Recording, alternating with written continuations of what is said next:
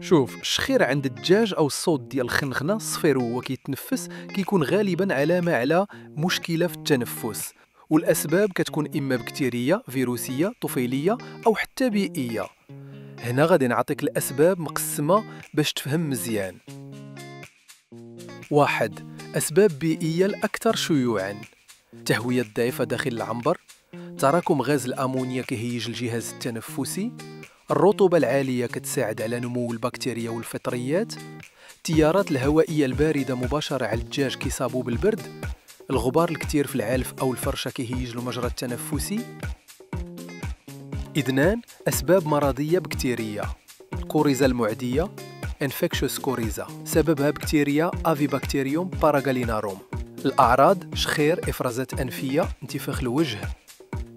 الميكوبلازما التنفسية سيردي، سببها مايكوبلازما غاليسيبتيكوم. الأعراض: شخير، عطس، فقدان شهية، ضعف الإنتاج.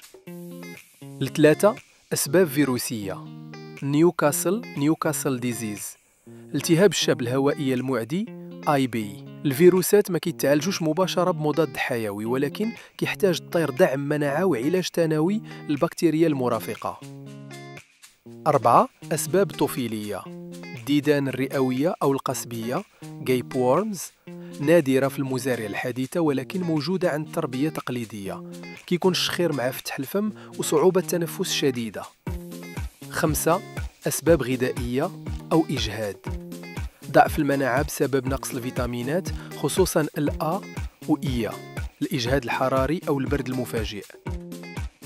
الخلاصة: الشخير هو عرض ماشي مرض بحد ذاته، خاصك تحدد السبب قبل العلاج. إذا كان السبب بيئي، حسن التهوية ونقص الرطوبة.